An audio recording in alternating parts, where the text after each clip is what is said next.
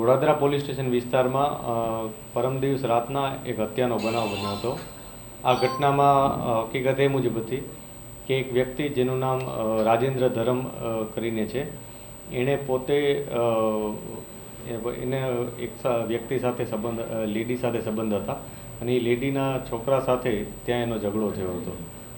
જે લેડી હતા એના ઘરે રાજેન્દ્ર આવ્યો હતો, એણે ત્યાં ઝઘડો કર્યો હતો, મારા મોબાઈલ આપી દો, કોણે મારો મોબાઈલ લીધો છે, આ પ્રકારની વાતો કરીને એણે ત્યાં ઝઘડો કર્યો હતો। ત્યારબાદ એ ત્યાંથી જતો રહ્યો હતો। આ ઝઘડાની અદાવત રાખી અને જે લેડી છે એમના પુત્ર વિશાલ ભદાણે એણે ત્યાં થોડાક આગળ જઈ અને આને આડો આંતરી અને એને ચપ્પુનું ઘા મારી અને હત્યા નિપજાવી હતી। એને ગળામાં માર્યો હતો ઘા અને પેટના ભાગે ઘા માર્યા હતા।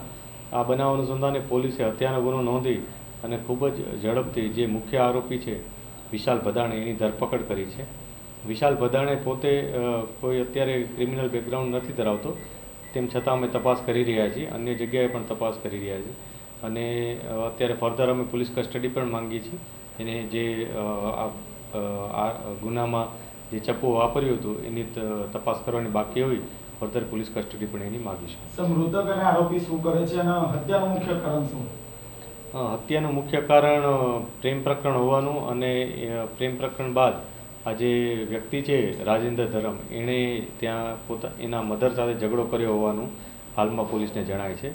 અમે એ લોકોના જે ચેટ હોય અથવા બીજી કોઈ બાબત હોય, બધી બાબતે અમે તપાસ કરી રહ્યા છીએ। મૃતક અને આરોપી શું કરે છે? મૃતક છૂટક મજૂરી કરે છે, એ ફરતો રહેતો હતો, આમ કોઈ ખાસ કોઈ કામ કરતો હોય એવી કોઈ સ્પષ્ટ માહિતી નથી। અને જે આરોપી છે એ પણ યંગ છે એકદમ, એ પણ ખાતામાં કોઈ જગ્યાએ કામ કરતો હોવાની માહિતી પોલીસને મળેલ છે। સર, હત્યા બાદ એની માતાએ અને પુત્રના જે વાત છુપાવવાની કરી હતી, પોલીસને પણ ગુમરાહ કર્યા હતા।